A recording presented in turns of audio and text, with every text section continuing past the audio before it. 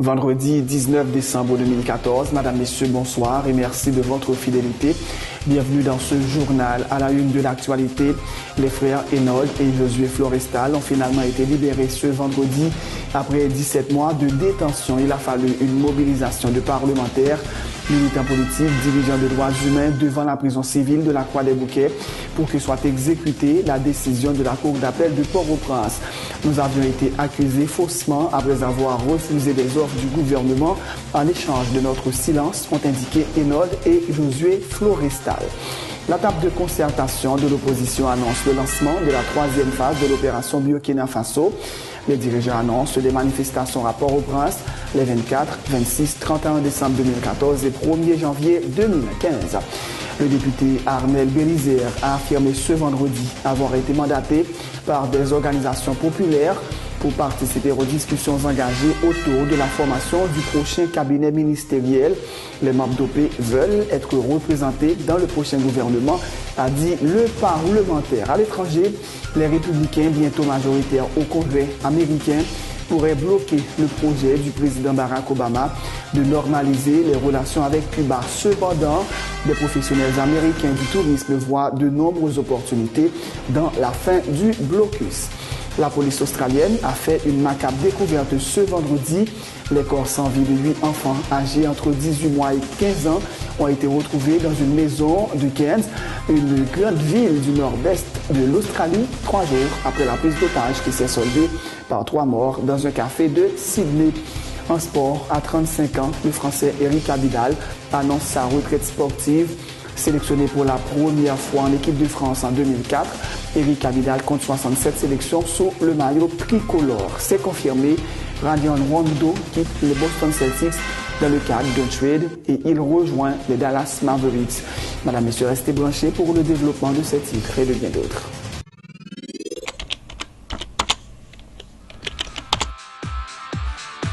Bienvenue à cette édition d'Information Pulsation, l'essentiel de l'actualité de la journée.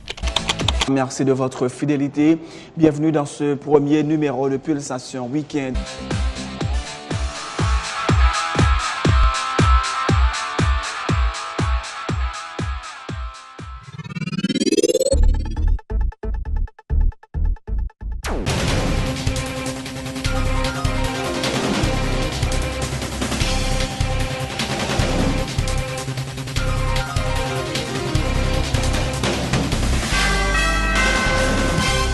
De recherche, bienvenue dans le développement du journal. Les deux frères Florestal, Enold et Josué ont finalement été libérés ce vendredi, 3 jours après une décision judiciaire rendue en leur faveur par la Cour d'appel de Port-au-Prince. Ils ont passé 17 mois en détention. De nombreuses personnalités, dont des parlementaires, des militants de droits humains et de l'opposition, s'étaient rendus devant la prison civile de la Croix-des-Bouquets où ils avaient été conduits en milieu de semaine. Marie-Hélène Gilles du RNDDH, le sénateur Moïse de Jean-Charles et le militant politique Assal Volsi se sont tous félicités de la libération des frères Florestal, grâce notamment aux prises de position du secteur des droits humains et des manifestations qui n'ont jamais cessé de dénoncer l'attitude du pouvoir qui jette ses opposants en prison. Prisonniers politiques qui ont été décidés pour être Kembe. Donc, nous bataille pour pas de prisonniers politiques encore. Et après 17 mois dans prison, donc, aujourd'hui, nous continuons à pour pas de prisonniers politiques encore. Dans la Croix-des-Bouquets, dans la prison civile, pour nous être capable de faire solidarité avec M. Florestal, qui eux-mêmes, ça fait longtemps, pour raison politique, ils ont été dans la prison. Malgré une ordonnance, un tribunal rend en faveur, malheureusement, ils ont décidé qu'ils sont en prison. C'est ça que nous sommes présents aujourd'hui. Là, nous considérons aujourd'hui, c'est vendredi. Pour le passer samedi, dimanche, encore en prison, l'État va vraiment coup dur.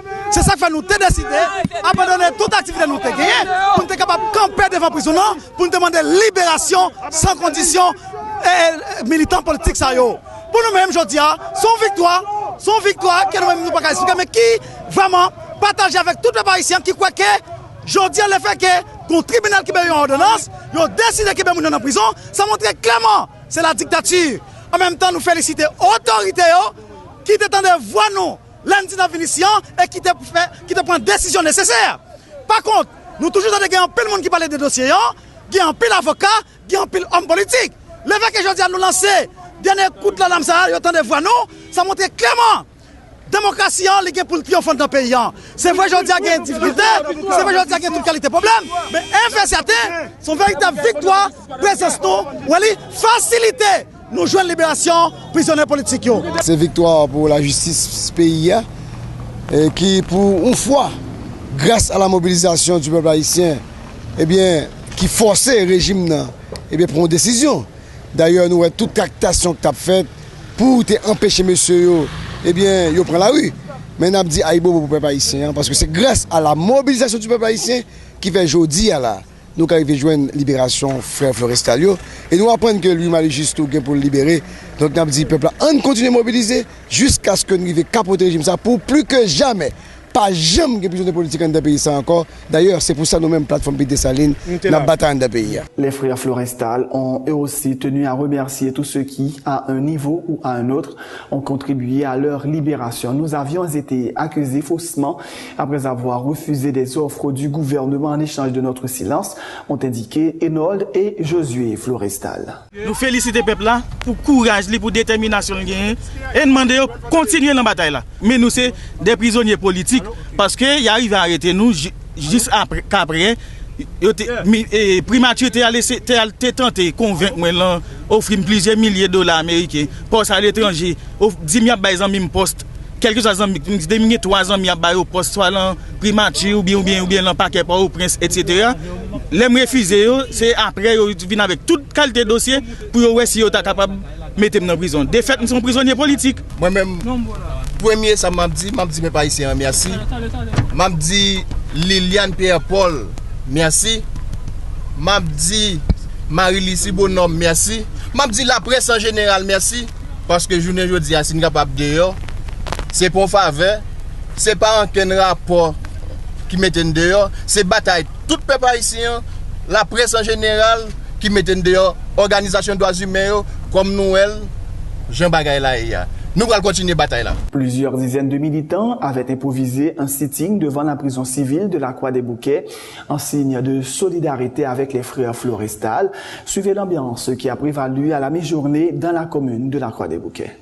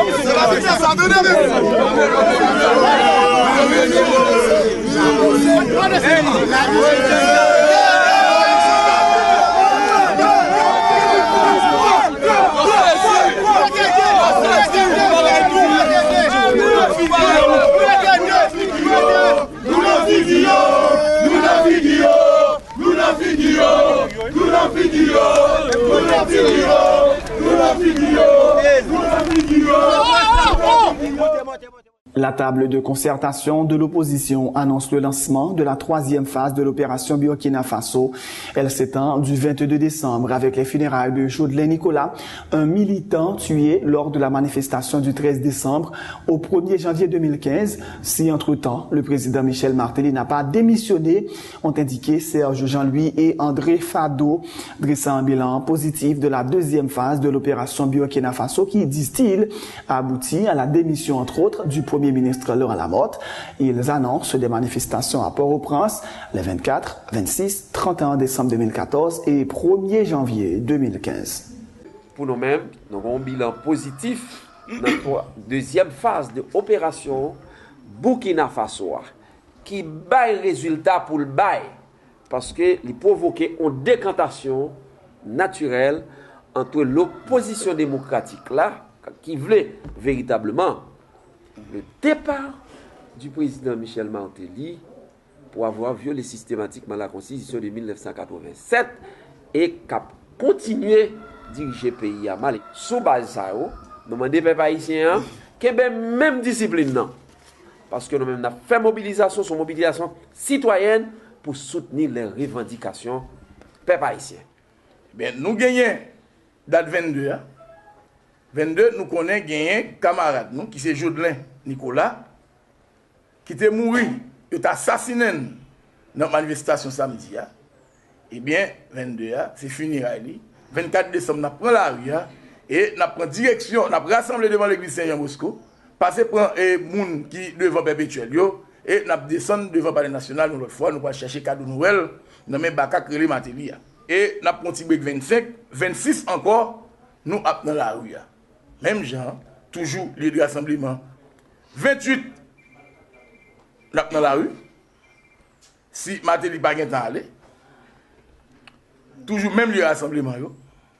31, la sorti même l'heure avec 24 là, nous avons fait toute nuit là dans la rue, nous allons boire soupe avec Matéli devant le palais national.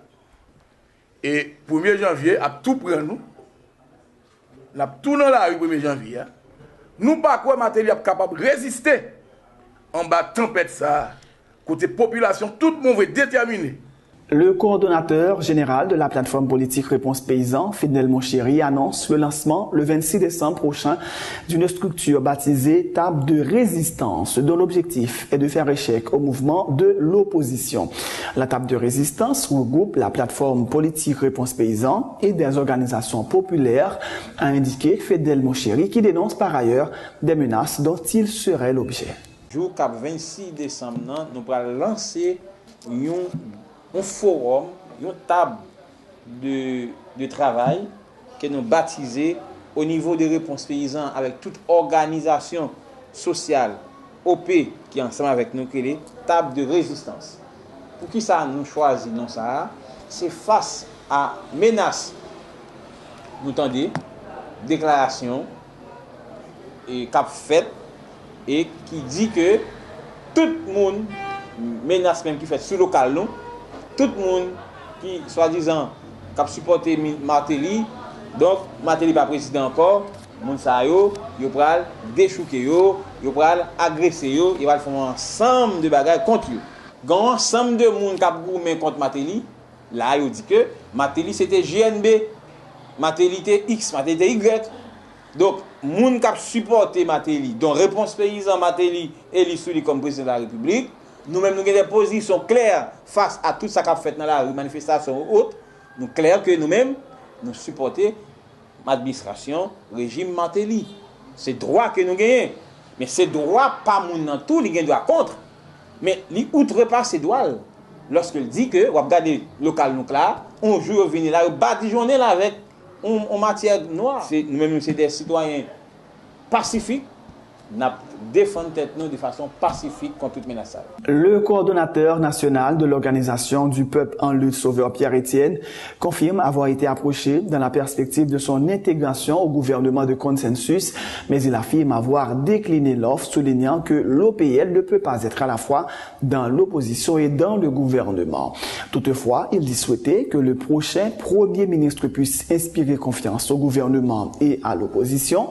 Le politologue a poursuivi que la crise ne peut pas être résolue dans les rues, mais dans un cadre institutionnel, d'où, a-t-il dit, l'importance du dialogue. Sauveur Pierre-Étienne s'exprimait jeudi après-midi après avoir rencontré le président Michel Martelly et ses conseillers dans le cadre de l'implémentation des recommandations de la commission consultative présidentielle. Donc, le président est recevoir la délégation OPL là et nous discuter sur rapport commission consultative présidentielle là, recommandation et commissaire yo été fait président et président lui réitéré position lui c'est que lui accepter globalement rapport là recommandation yo et décider mettre en application et c'est sous ça échange yo t'a fait et nous expliquer président très clairement nous même dans OPL ça préoccuper nous ces questions pour conditions réunies pour que il y ait des élections libres, transparentes, démocratiques, inclusives qui organisées dans le pays. Il est d'accord avec nous et sur tout point. Et naturellement, il est manifesté et préoccupation parce que l'État souhaité OPL et intégrer le prochain gouvernement de consensus là. Et nous expliquer président pour quelle raison. Parce que même si nous ne pas entrer dans le gouvernement, si son gouvernement qui gagne pour tâche, mission, feuille de route pour l'organiser l'élection, OPL pas besoin d'un gouvernement parce que on pas capable à la fois au pouvoir et dans l'opposition. OPL pas de majorité au niveau de Chambio. Donc question choix Premier ministre pas intéressé au OPL. Ça ne t'a souhaité. Faut que son Premier ministre qui t'a inspiré confiance, eh bien Premier ministre là, eh bien faut pouvoir là et opposition t'a retrouvé la donne. Donc c'est une question de profil. Et hier, le président Terelé pour te dire que présenter des excuses du fait que nous sortis dans la radio sans que pas de consulter, nous dit ça pas gêner nous sommes en public. Et nous te dit président, OPL pas intéressé à la question ça parce que en tant que parti démocratique, oui, la conquête et l'exercice du pouvoir d'État intéressé nous, mais c'est par les urnes. Ça veut dire OPL pas intéressé pour non et dirigeant ta sous liste pour un dirigeant ta vie Premier ministre, ça pas intéressé du tout. Nous sentons que l'équipe là qui rencontre nous, président et conseiller, ils ont affiché volonté, ils ont réaffirmé volonté pour que y aller très vite. Et c'est ça OPL souhaite tout. Ça fondamental pour nous, c'est que question pas résoudre dans la rue, là où il n'y a pas qu'à solutionner le problème. Donc c'est un cadre institutionnel pour dialogue la fête. Et il faut que la présidence doit chiter avec le Parlement pour eux-mêmes, comment nous avons une solution à problème. Le député Arnel Bélizer a indiqué vendredi avoir été mandaté par des organisations populaires pour participer aux discussions engagées autour de la formation du prochain cabinet ministériel. Les membres d'OP veulent être représentés dans le prochain gouvernement et je suis mandaté pour discuter en leur nom, dit le parlementaire, ajoutant que cela ne signifie pas la fin de la mobilisation. Nous devons, entre Haïtiens, trouver des solutions à la crise pour ne pas donner prétexte à l'étranger de nous dicter ses lois, notamment dans le choix du Premier ministre, a indiqué le parlementaire.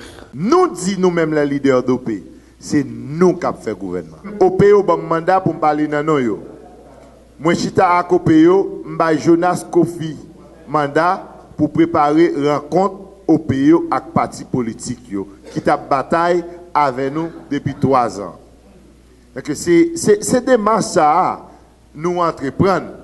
Des marches qui facilitent que nous respectons l'institution, nous respectons la Constitution. C'est pour nous prouver le monde international, pour nous prouver les nationalistes, les vrais nationalistes, les partis politiques, que OP, les groupes, mettent tête ensemble, qui ça a fait. Le président Martelly, il dit que c'est continuité la mode qui est liée.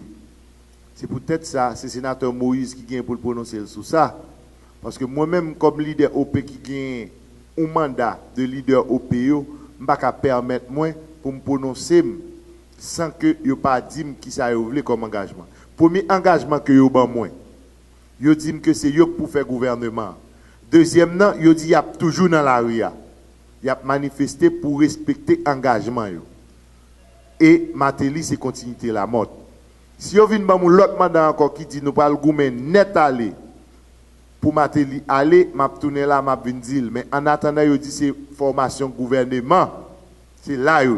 Deuxième étape là, initialement, il y a 2 volets dans la bataille là. C'est départ Martelly la mode. Je dis, OPO prend la mode avec toute parti politique qui est engagé dans la bataille là. J'entends des familles Lavalas dire Martelly a tombé demain. Il a tombé après-demain. Mais je dis, c'est monter un gouvernement pour Zoazobek faire tout allié. Pas jouer une opportunité pour le pays a pas un représentant, il n'a pas gouverné, il n'a pas n'importe qui. Au pays a décidé de monter gouvernement pour continuer la bataille là, pour une prise de position qui prend pour représenter dans la société, même à tout l'autre monde. La mission de l'ancienne gouverneure générale du Canada, Michaël Jean, comme envoyé spécial de l'UNESCO pour Haïti, vient de prendre fin suite à son élection à la tête de l'Organisation internationale de la francophonie le 30 novembre dernier. Au terme de ce mandat de 4 ans, Madame Jean se félicite du fait qu'Haïti, grandement meurtri après le tremblement de terre de janvier 2010, se soit remise à espérer et à tout engager pour que la vie triomphe. Plus de 92% des sinistrés ont été relocalisés, mais il reste encore beaucoup à faire, a indiqué Michaël Jean. Voilà pour l'essentiel de l'actualité locale. Restez avec nous pour la page internationale de ce journal.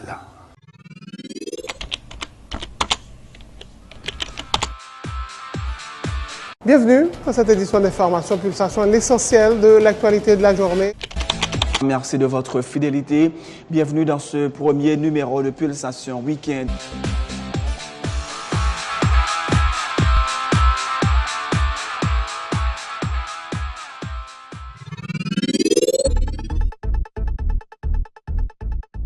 C'est la fin de ce journal, Madame, Messieurs, mais juste avant de vous quitter, voici un rappel des titres.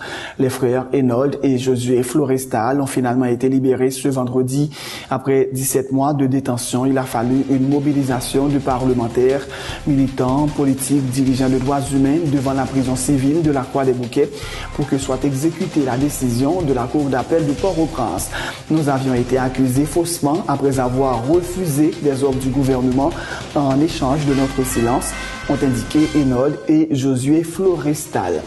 La table de concertation de l'opposition annonce le lancement de la 3e phase de l'opération Burkina Faso. Les dirigeants annoncent des manifestations à Port-au-Prince les 24, 26, 31 décembre 2014 et le 1er janvier 2015. Le député Arnel Bélizière a affirmé ce vendredi avoir été mandaté par des organisations populaires pour participer aux discussions engagées autour de la formation du prochain cabinet ministériel.